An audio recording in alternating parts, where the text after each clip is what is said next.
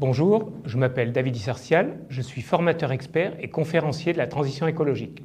J'accompagne les décideurs politiques et leurs administrations dans leur trajectoire environnementale. J'aide les chefs d'entreprise et leurs équipes à faire vivre leur RSE. Dans cette capsule, je vais vous parler des achats durables.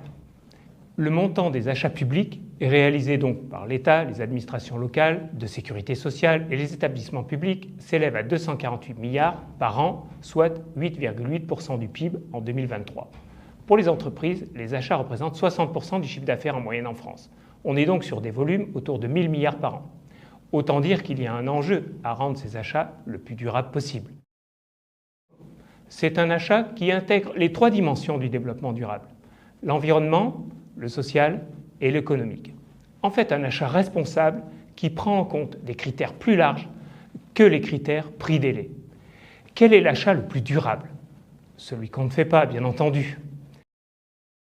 Parler de durabilité, c'est tendance. Mais est-ce qu'on ne fait pas qu'effleurer le sujet? Est-ce que les pratiques que l'on voit se développer sont vraiment durables et impactantes? Premier exemple, les pailles et les gobelets en carton pour remplacer le plastique. C'est vrai que le plastique, ce n'est pas du tout durable. Tout est mieux que le plastique. Mais est-ce qu'on ne peut pas tout simplement boire dans un verre en verre et sans paille? Il est important de partir d'une définition précise des besoins. Le besoin, c'est d'abord de vérifier qu'il y a le besoin. Ai-je besoin d'une paille? Ensuite seulement de vérifier s'il y a des alternatives. Existe-t-il des pailles en carton plutôt qu'en plastique? Et de quantifier ce besoin. Ai-je besoin d'un nouveau gobelet à chaque fois que je me sers un café, etc. C'est le moment d'évoquer un concept lui aussi très tendance, le coût global. Le coût global consiste à prendre en compte l'ensemble des coûts liés à l'acquisition, à la maintenance et plus tard au recyclage d'un produit.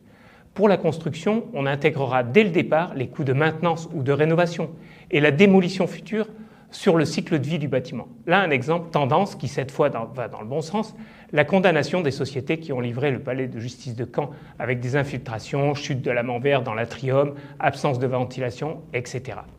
Une bonne conception qui intègre ces questions dès le début, ça c'est une bonne tendance. Idem bien sûr pour la réparation et la réutilisation.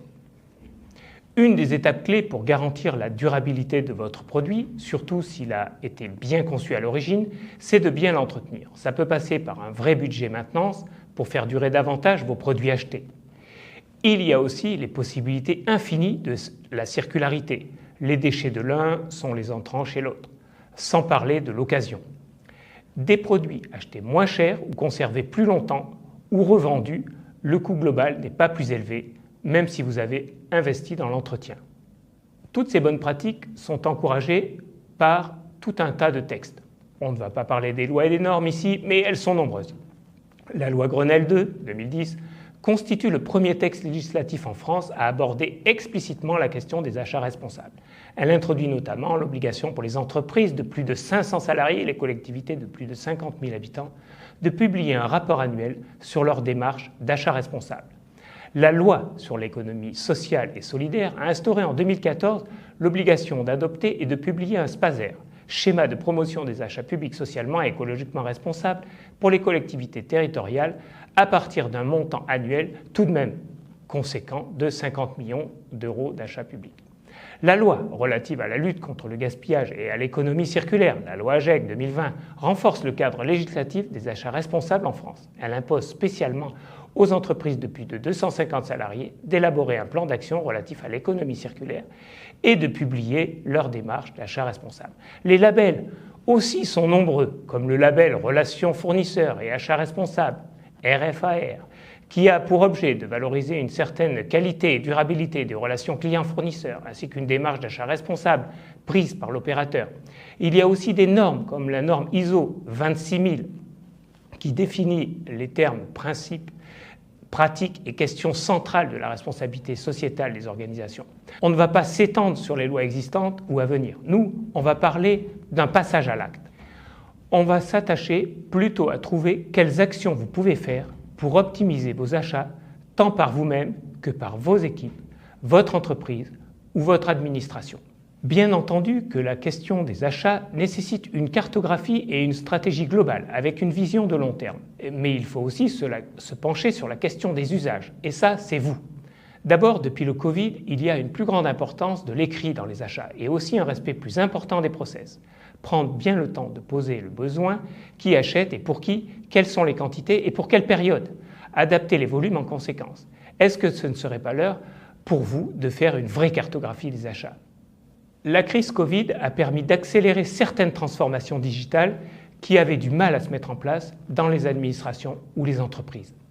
L'évolution de la relation avec les fournisseurs est aussi une des autres grandes conséquences de la crise sanitaire sur les achats. La connaissance de l'ensemble de la chaîne d'approvisionnement permet de mieux réagir en cas de problème. Or, cette connaissance passe par une bonne relation fournisseur. On doit parler d'un partenariat acheteur-fournisseur. La relation déséquilibrée qu'on connaissait est en train de disparaître. Est-ce que la solution se trouve dans un approvisionnement plus local? C'est un travail qui va prendre plusieurs années. Beaucoup de directions achats travaillent plutôt sur le multi-sourcing ou le near sourcing. Cette question du sourcing va de pair avec un autre sujet, la gestion des risques. Une meilleure connaissance des risques fournisseurs les plus importants, mais aussi les autres et même les fournisseurs de ces fournisseurs, voire des fournisseurs de ces fournisseurs, mais aussi par un exercice de veille des données sociales, environnementales, géopolitiques, etc., dans le but de détecter les signaux faibles. Acquérir de nouvelles compétences est important pour les équipes.